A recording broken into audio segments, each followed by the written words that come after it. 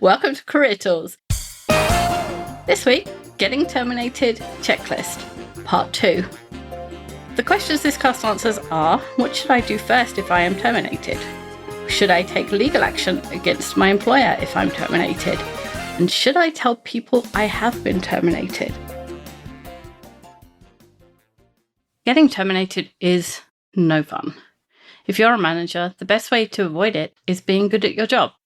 The most efficient way to do that is to buy and read our latest book, The Effective Manager, 2nd edition. We not only take you through the Trinity tools and how to roll them out, but also cover the challenges of managing remote and hybrid team members. Like all our guidance, it's simple and actionable. When you finish each chapter, you'll know what to do and how to do it. Get to manager-tools.com. You'll see the book link right at the top of the page. Last time, we talked about preparing for the eventuality, saying little, and asking why. Now we're going to pick up with taking notes. And this is important, and I think a lot of people in the moment wouldn't think to start writing things down. You know, they're so caught up in the moment. And we talked about this last week on the fact that it's emotional. There's a lot of stressors in this moment. But that's exactly the reason why you should be taking notes, because high stress environments or situations reduce our cognitive functions, right? We're in that fight or flight mode. And this hinders our ability to kind of code memories. And sometimes what's being said right after we're letting you go, or you're being terminated, or your employment, here is ended, is really important information. And you want to capture that information. And so this is why, one of many reasons, we recommend you never go into a meeting without a notebook and a pen. We've got a podcast for that. I think it's called A Notebook and a Pen, but it is crucial to have something to be able to record this information or any pertinent information as this conversation progresses, and you're going to be in the worst state of mind for remembering. So let's go through some of the things that you might be told or that you might want to ask about that you might want to write down, all of which you definitely want to write down if you hear it. So The first thing is about your paycheck. So is your next paycheck going to be on the normal schedule? And will that be your last paycheck? What will it include? So for example, are you getting payment for unused vacation days? Are you getting payment for unused sick days? Are you getting refunds for contributions to company insurance plans or retirement plans, or all of the things, all of the benefits? Some companies pay you back for those when you leave the company. Some education and training, you have to pay back if you leave the company at a certain point. If you're terminated, it depends on the reason. You may or may not have to pay those back. And so the final paychecks can be very different from what you expect them to be. So, and that's going to be important because those paychecks are going to keep you going until the next job and the first paycheck of that job.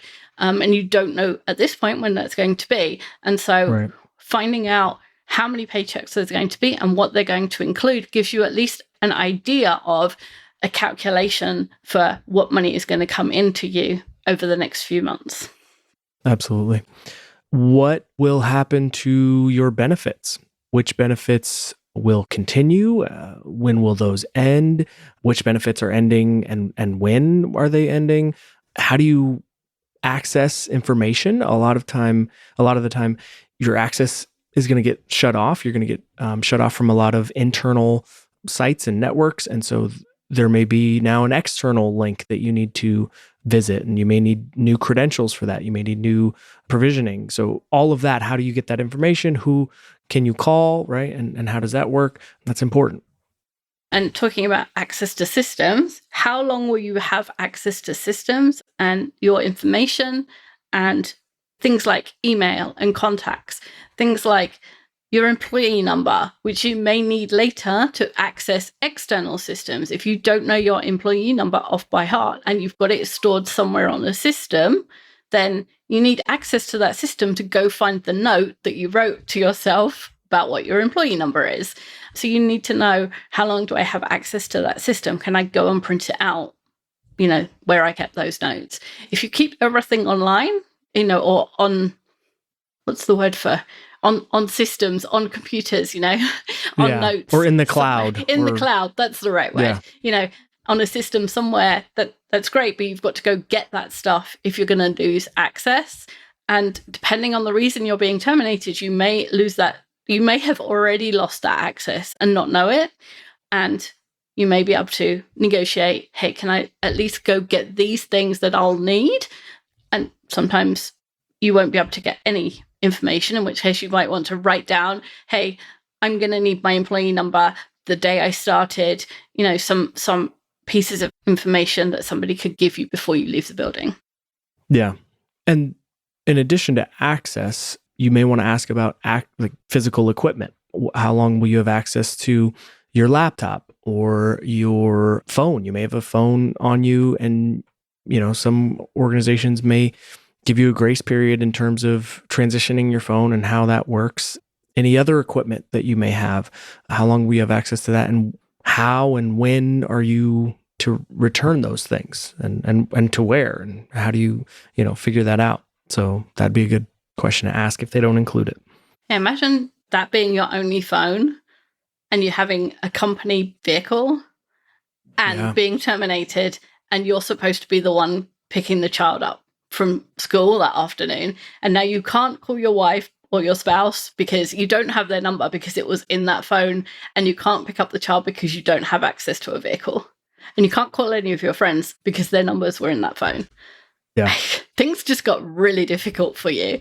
So having access to those things, at least temporarily, even if, you can just, can I just at least write down my spouse's phone number and my best friend's phone number from there so I can call? And, if you say, hey, my child's going to be stuck at school unless I can do this, even if you've done something which cause for termination, they're going to let, people have sympathy for children stuck in school. They'll let you at least write down a phone number. Yeah, they certainly know it's not your child's fault. Exactly.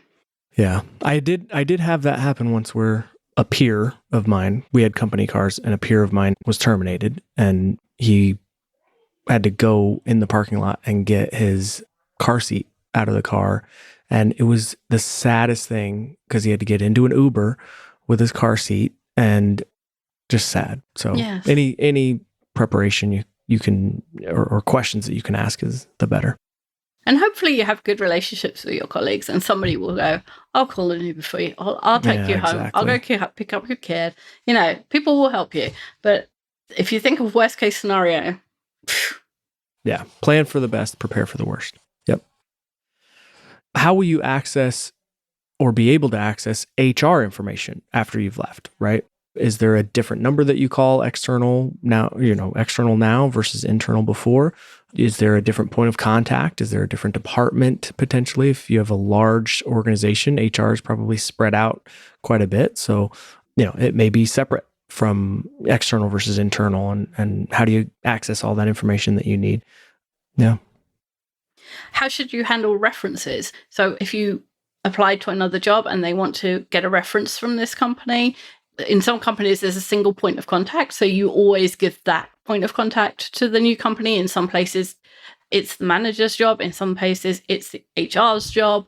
In some places, because you've been terminated, there's a special department. There's all sorts of rules around that and ways that companies handle it. So it's good to ask now, because that makes things easier later. Yeah. And in a lot of cases, if it's a manager who's giving you this message, they may well not know the answer to a lot of these questions. But that's okay, because the fact that they know that you need the answers to these questions, that helps this process go more smoothly too. Absolutely.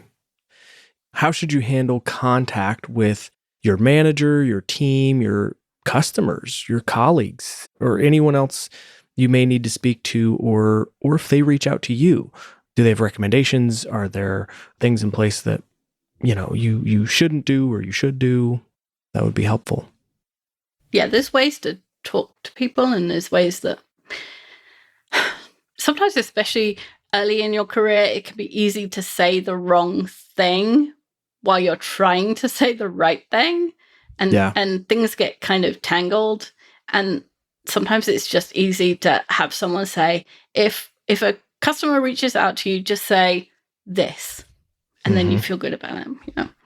Last thing, how do any NDAs, non-disclosure agreements, or non-competes or any other contractual obligations apply? So if you've got one of those contractual agreements, sometimes they are null and void from a termination. Sometimes they have termination clauses.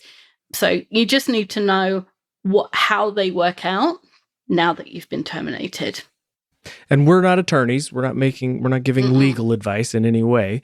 But our recommendation would be don't sign anything you don't understand, right?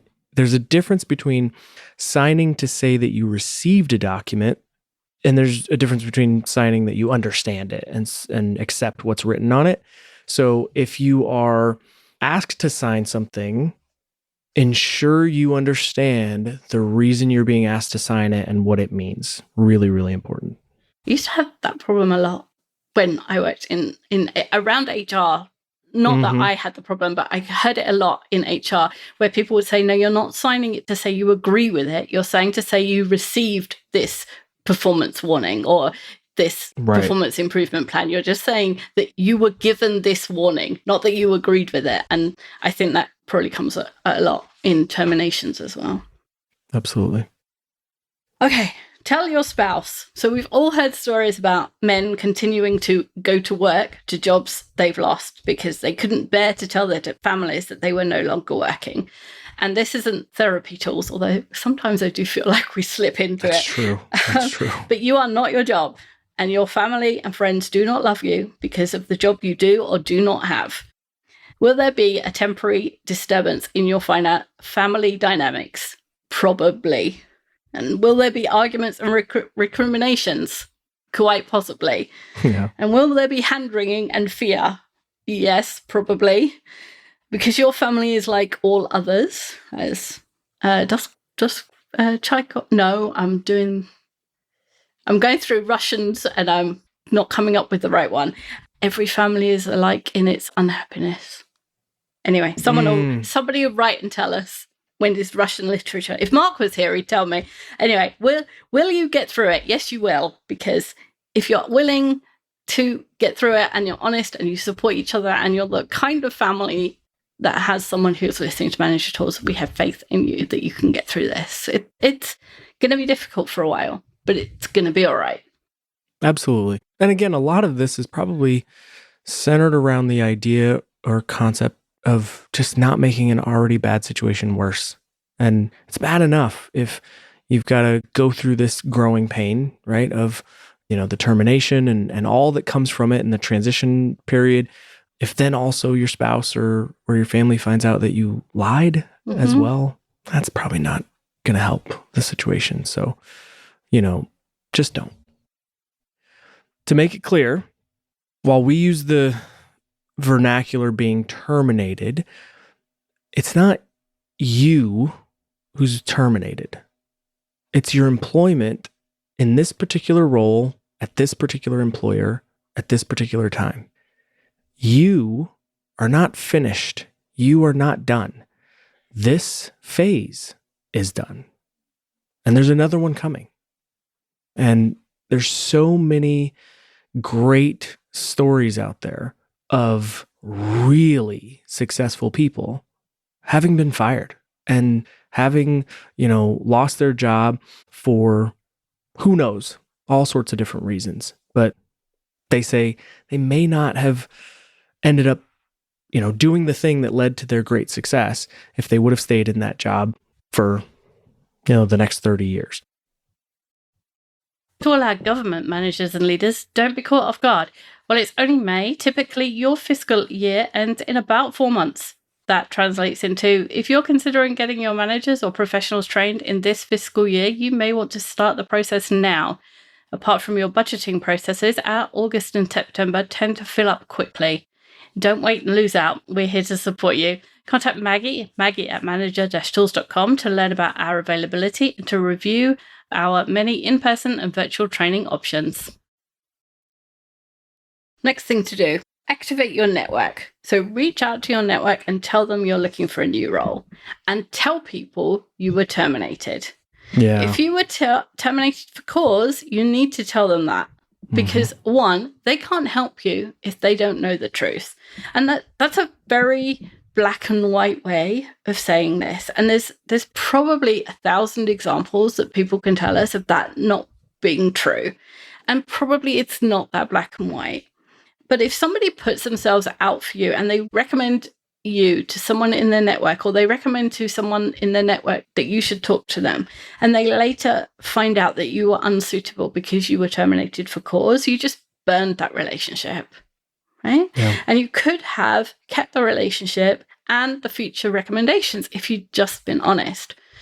If you were terminated for cause because you were working as a cashier and the register didn't add up every day for a week, and they assumed that the money was disappearing, and a month later it's discovered that actually the bank teller can't add up and something happened there, but in the meantime applied for a job that had to do with money, and then they find out that you were fired for cause and that had to do with money, and they're like, no, we can't accept you, but you've burnt that relationship of the person that recommended you.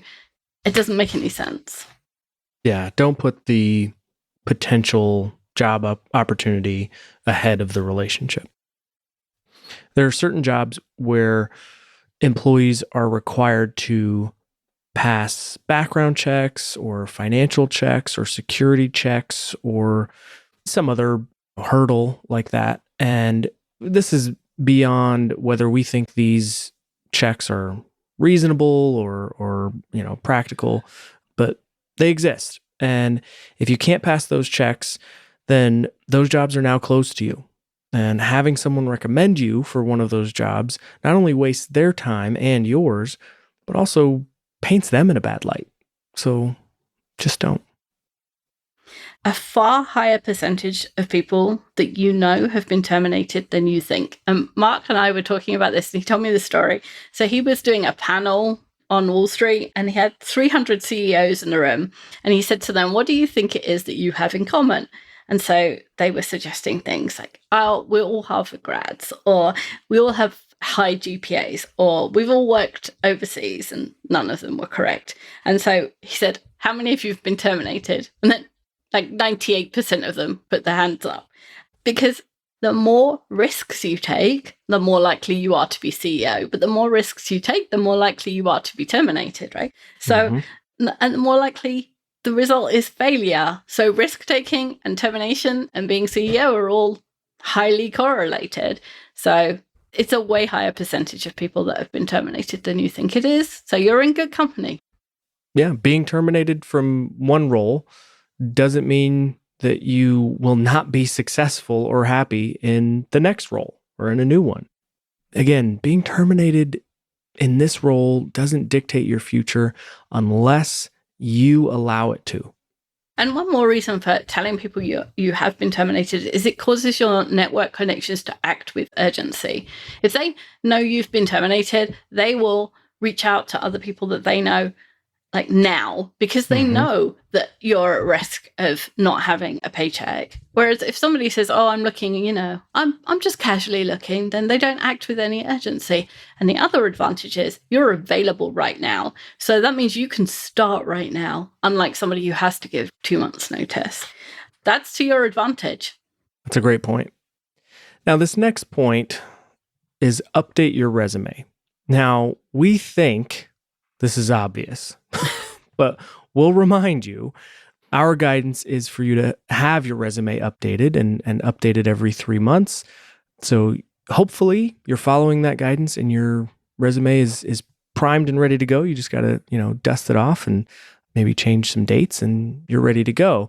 But you could be tempted to leave the current role on your resume with to present, right? Like when you started and then end date to present, implying that you're still working there.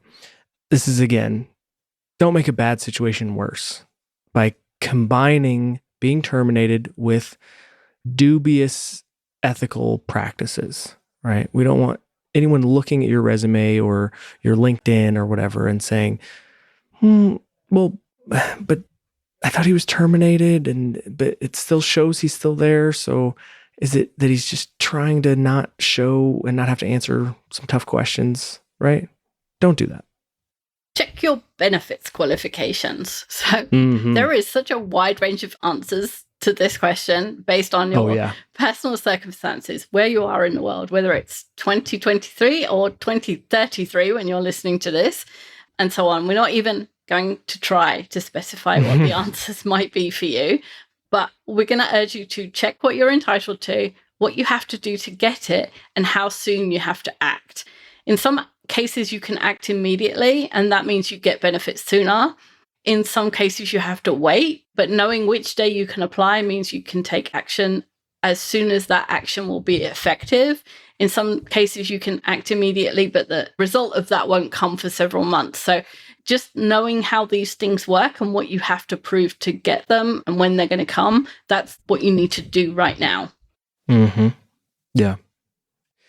And our last point is consider contacting an employment lawyer, but after you've accepted a new role.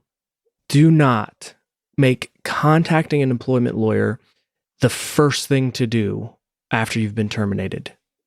Focus all of your effort and time on finding a new role first. We fully support your right to take legal action against the company if they wrongfully terminated you.